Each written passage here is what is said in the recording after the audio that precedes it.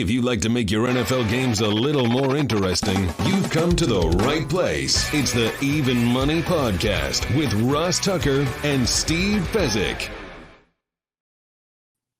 Yeah, Vegas, baby, Vegas. It is the Even Money Podcast presented by DraftKings Sportsbook, and we are both up multiple units after week one in the National Football League. By we, I mean me, Ross Tucker, former NFL offensive lineman, 5 teams, 7 years, classic journeyman at Ross Tucker NFL on social media.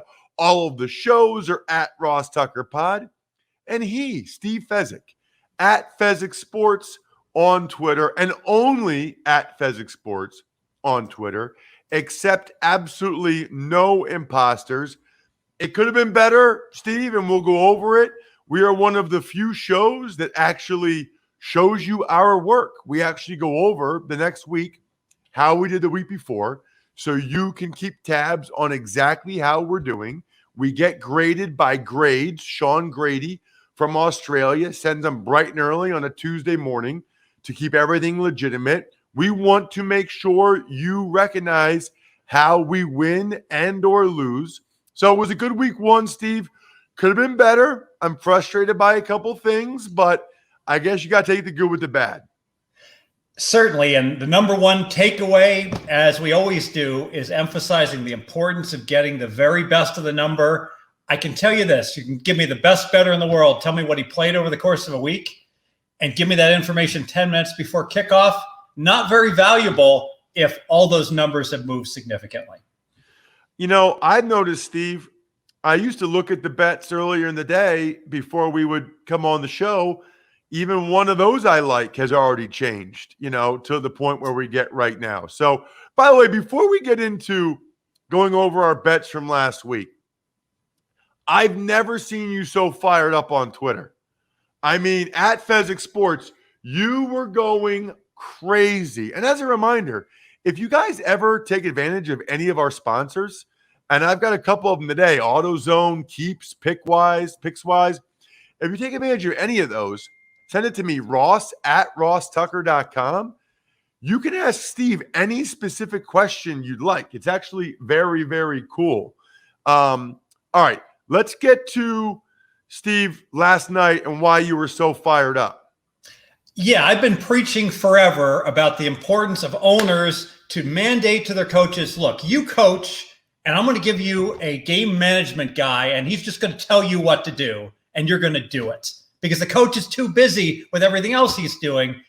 In the end game, last night, Monday Night Football, there were not one, not two, there were 3 egregious error calls in game management. Number 1, Baltimore's up by 3. There's 37 seconds left.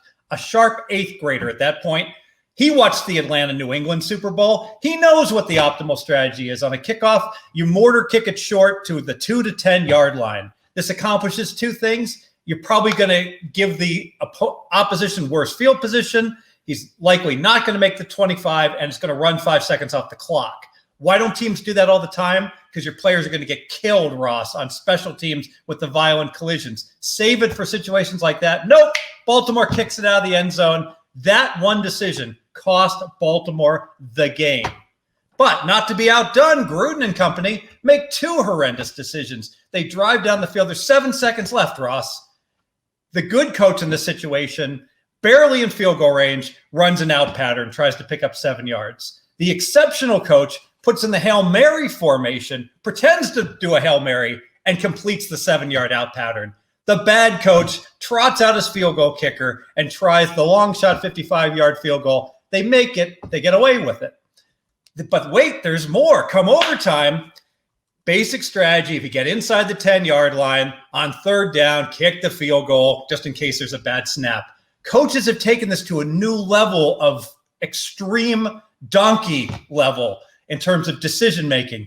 It's a 44-yard field goal on 2nd down. There's only 4 minutes left in the game. All the Raiders have to do is pretend to throw and run the ball twice. They'll pick up some yardage. It'll be a shorter field goal. Heck, they might even get a 1st down and be able to run the clock almost all the way out. Nope. Gruden calls a 44-yard field goal that his team isn't even ready to kick, and they get a delay of game penalty. It's just egregiously bad at every level. No sharp person in any game situation would agree with any of those 3 calls, and no one says anything about them. Yeah, I mean, I think all of them you're right on. I don't think it's as bad as you think it is, but for Baltimore, I guess I guess you could argue they have faith in their defense and they're concerned about the kid returning it for a touchdown, but that time is valuable. And the percentage chance of the guy returning it, it's just not very good. There's not a lot of big returns. And flip it around. If you bet the Raiders on the money line, you're like, please, God, kick it into the end zone. Give me the full 37 seconds. It's not even close when you think about it in terms of your Raider tickets. Nope, you're right. And then the Hail Mary, the 7-second thing ended regulation without question. And then the last thing was interesting as well. It's good point, Steve. I just love when you get that fired up. I also love, Steve, when you and I have some success betting like we did in week 1. Let's start with the Cowboys and the Bucks. I put 1 unit on the under 52. That got blown away. That was a terrible bet.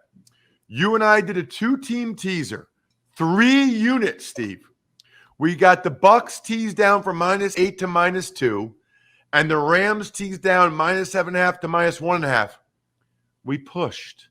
We pushed because of the stupid Bucks winning by 2 points. That really irritated me, Steve, and it was all because of all the turnovers and penalties. I'm going to say it was all because we released it Tuesday instead of Monday. Because on Monday, I gave this out to my clients, and at that point, the line was 7.5, and you could tease it down to 1.5. And getting the best of the number, Ross, it is the difference between winning and losing. And of course, if you teased later in the week, you lost with the Bucks because it was 8.5 to 9. Tease it down to -2.5, and you lose. Good point. Let's get to Steelers and the Bills. I put 1 unit laying the 6.5 with the Bills. Boy, that didn't go well. The Steelers dominated defensively. They got a punt return, a block punt touchdown. So I lost that one. You had 2 units, Steve, on the under 48.5, and that cashed very easily. Congrats to you. Yeah, Big Ben after the game says defense is going to have to carry the Steelers. When the quarterback says that, that is an under team. It's a really good point. Niners, Lions, neither one of us had even a lean on that one. And the spread was 7.5. Game ended at 8. Very close. Eagles, let's talk some positivity for me. They were getting 3 points. They won 32-6. I had 2 units on the Eagles getting the 3 points. That was awesome. And then the Seahawks, they were laying 2.5 on the road against the Colts. I am down on the Colts. The Seahawks showed why. 2 more units for me there, Steve, laying the 2.5 as the Seahawks won 28-16. We were on the same page there because you leaned to the Seahawks. DraftKings has updated season win numbers, Ross. Be sure to check those out. The Colts currently 7.5. DraftKings is making a statement there saying, you know what? Colts were 10 during the summer. That number was no good. It's a great point. Great point. All right. Jets, Panthers, we had nothing. Vikings, Bengals. I leaned to the Vikings, laying the 3.5. I'm glad I didn't play that. They lost by 3. So we had no play there. Then we both leaned to the Titans. Man, I'm glad it was only a lean, Steve, and not a play. They got destroyed at home by the Cardinals, 38-13. Only 1 game, but I saw some concerning things there from the Titans. Yeah, Kyler Murray looked spectacular, and boy, Tennessee couldn't block anyone. We knew that defense was bad. Derrick Henry got 370 carries the last 2 years. I'm going to make a bold statement, Ross. He's not going to make it through the year. Yeah, well, the statistics are not very good for guys with as much tread on the tires as he has the last couple of years. Speaking of that, by the way, if you're looking for more stopping power from your brakes, go with Duralast Elite brake pads. You want some more power for a guy like Derrick Henry? They're available exclusively at AutoZone. That means only at AutoZone. You all know Duralast parts are proven tough. Duralast Elite is another level. 3 times longer than a typical Duralast pad. That's how long they last. Especially if you find yourself in a lot of stop-and-go traffic, if you live in a city, or you're typically driving with heavier loads in your car, you want that. You need that hex pattern that keeps them performing longer. All in all, it means you'll have safer, smoother, quieter stops. And since AutoZone has over 6,000 locations nationwide and more ways to shop online and in store, you'll have no problem picking up a set when you need them most. The future of stopping starts with Duralast Elite brake pads only at AutoZone. Let's get to Chargers in Washington. It was one of our best bets. We had 2 best bets. We got a push on the teaser, and we lost on Washington.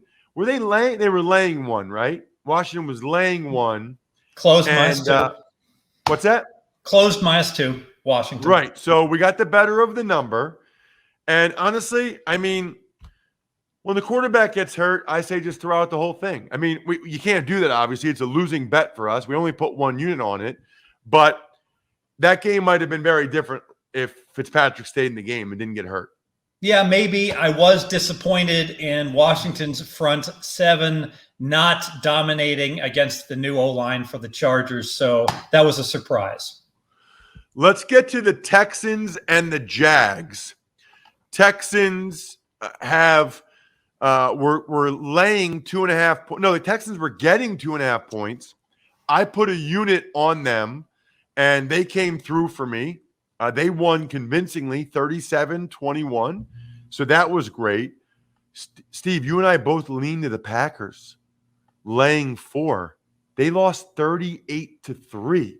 So the question here is, how much do we react or not overreact to a result like that? Thankfully, it was just a lean. We didn't put any money on it. But how do we handle that moving forward? Well, I upgraded the Saints tremendously because I frankly had them low, and I liked everything I saw from them. You know, the Packers have done this before. They've gotten run out in games in warm weather. So maybe you can make that as part of the excuse, but you have to wonder, Aaron Rodgers, all is not well. And some of his decisions almost look like, I hate my company. I'm just going to throw this printer out the window or throw this football 50 yards downfield that has no chance to be anything but intercepted. Browns, Chiefs, another one that came through for me. I put 1 unit on the Brownies, getting to 6.5.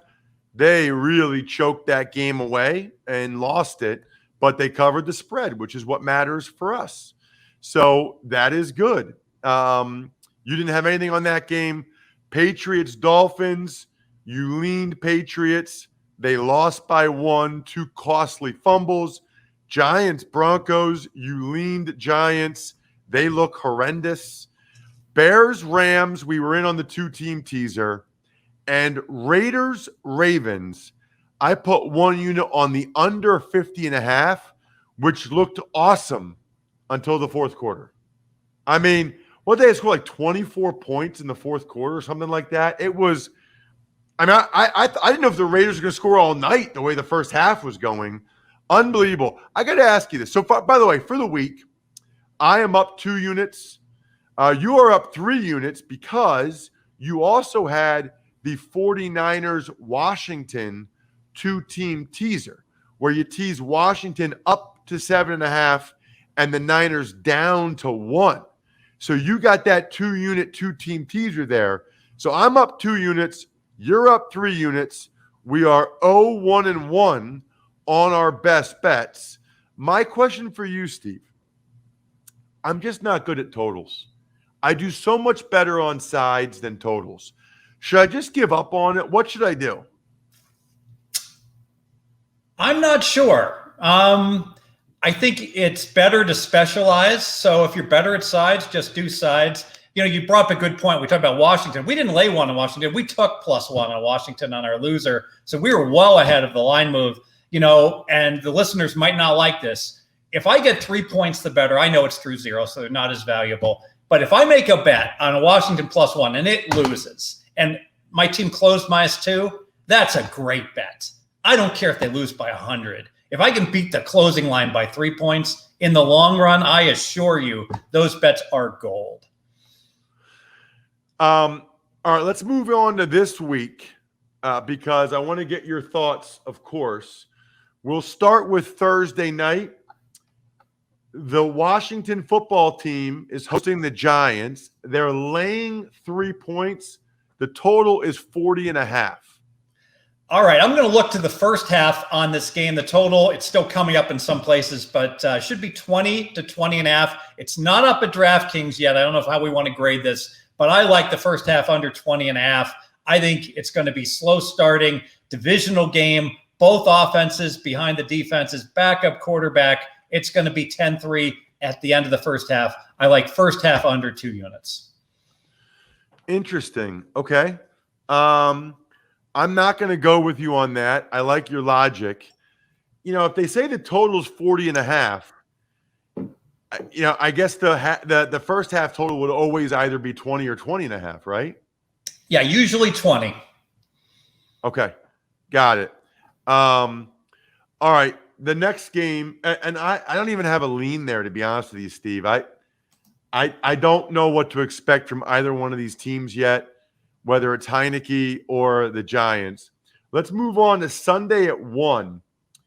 The Eagles are hosting the Niners, and the Niners are laying 3.5. The total is 50. Going to lean Niners. Hey, the Eagles lovers are bashing me on Twitter, and they should be. I was down on Hurts. He looked great. So kudos to them for a fine game. The defensive and offensive lines look great, as do the skill position players. But the Niners, this is what they're best at in the NFL, playing back-to-back games on the East Coast. 2019, stayed in Youngstown, Ohio, annihilated the Bengals. 2020, 2 games against the New York teams, stayed at the Greenbrier in West Virginia. There's some good football facilities there, Ross, because they crushed the Giants. They're staying at the Greenbrier again. If you believe in history repeats itself, you're going to like the 49ers with that team bonding week that they're all spending together. I'll lean Niners. Interesting. I didn't even know that. And guess what? I still don't care. 2 units on the Eagles. I like the 3.5 number. Their O-line and D-line are really good, and that place will be going nuts.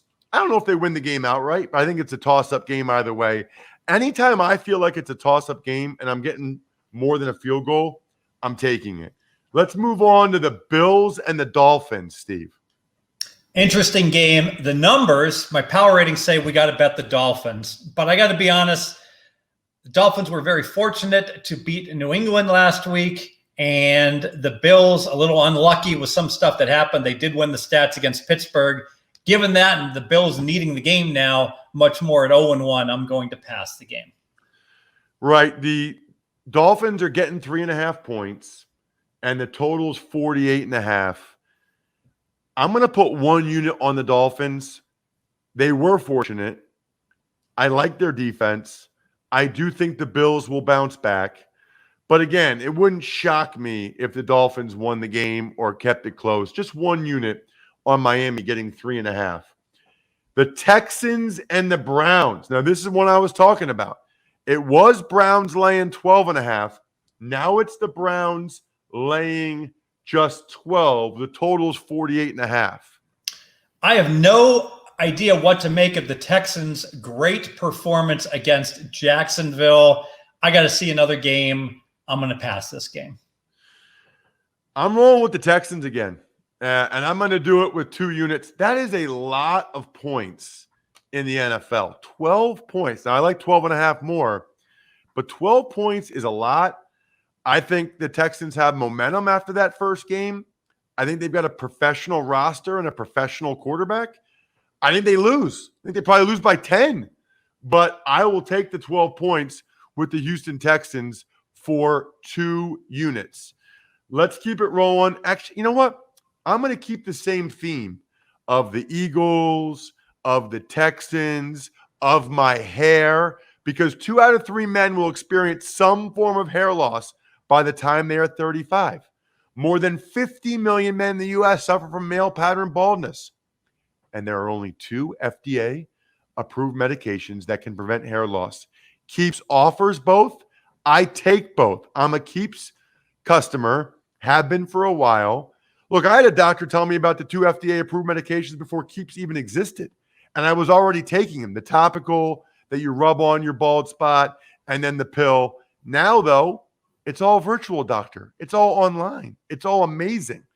No doctor's visits, no picking it up, sent right to your house. If you're ready to take action and prevent hair loss, go to keeps.com/evenmoney to receive your first month of treatment for free. That's KEEPS.com/evenmoney to get your first month free. Keeps.com/evenmoney. What about the Rams laying 3.5 at the Colts, Steve, with a total of 47.5? What's interesting about this game is the Colts obviously not nearly as good as we thought, but during the summer, the Colts were the favorite in this game. They were laying 2 on the look-ahead line. So, boom, now they're not just a dog, they're a dog of more than 3 points. So I'm going to certainly lean to the Colts. But you know what? I'm not doing it. I don't trust Carson Wentz. There's nothing fluky about that Seattle beatdown against the Colts. And frankly, the Rams, that offense, it looked spectacular. And you got to wonder if maybe the Rams shouldn't be right at the top of the list of Super Bowl contenders now that they have that really good defense and a legitimate top 10 quarterback in Stafford. Just a lean. By the way, I don't think I've mentioned this in a while. I would lean to the Colts. I like getting that 3.5. I like that number. That's a tempting number for me. I'll lean to the Colts with the Rams playing Sunday night and the Colts bouncing back. But I can't roll with Wentz and the Colts with what I saw. I should mention, by the way, patreon.com/RTmedia. Our guy Grades posts the bets that we make on this show, so you guys don't have to write them down while you're driving or while you're working out or whatever. So if you want to see the bets that are just made on this show, patreon.com/RTmedia. Let's get to the Raiders and the Steelers. It's in Pittsburgh. Steelers are laying 5. Total is 48, Steve. So this is an obvious bet. The power ratings will say the number's correct.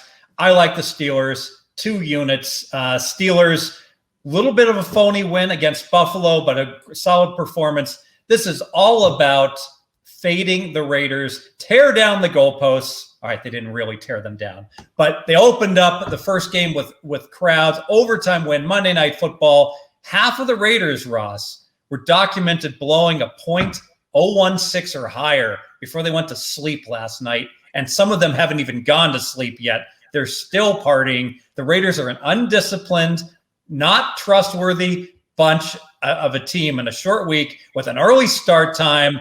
I can see them absolutely laying an egg. Remember when they went to Atlanta and lost by about 100 last year? That could happen this week at Pittsburgh. Steelers, 2 units. I'm going to join you on this one. It's just 1 unit because I don't have quite as much faith as you do, but I'll go 1 unit on the Steelers -5 for a best bet for a lot of the same reasoning you put out there.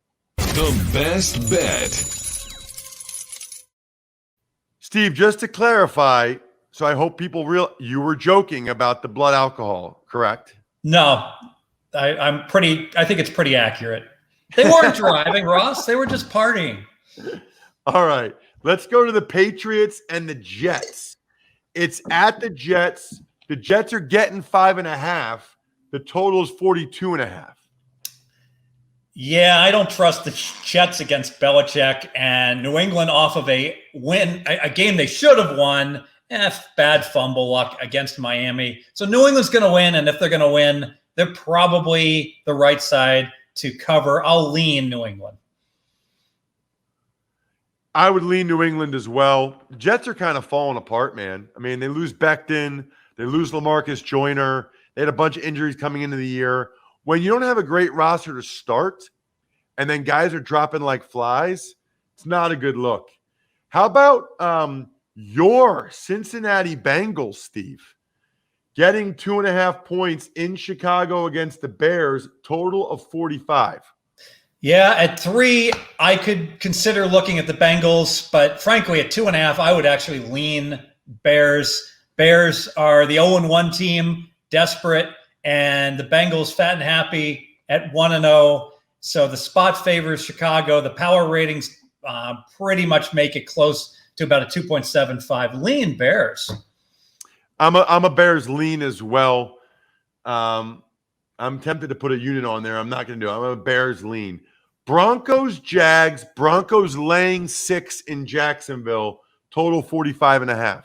So I'm supposed to bet Jacksonville here. On a look-ahead line, I bet the Broncos -2.5. And now the line's 6. So it's overreaction Tuesday that these lines have moved so dramatically. But I can't get over watching Urban Meyer on the sideline. And dude looks like he took the money and does not want to be there. And I wonder about the chemistry between the coaches and him, between him and the players. This could be just a disaster. But given that, I can't bet the underdog here. I pass. Is it terrible if I lay the 6 with Denver, do you think? It would have been better to lay the 2.5. I know, but that's not what we do for the show. For the show, we do what it is right now. Yes, it's terrible. It's terrible. Okay. All right. I'm not laying the 6 with Denver. I was very, very tempted, but I'll just say this. Heavy lean Denver by what I saw from those two teams.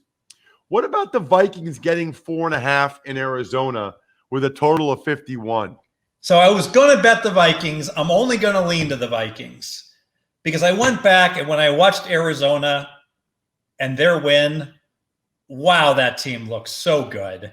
And the Vikings with 4 penalties in the first 8 plays, stupid Kirk Cousins refusing to get his shot and dividing the locker room and the like.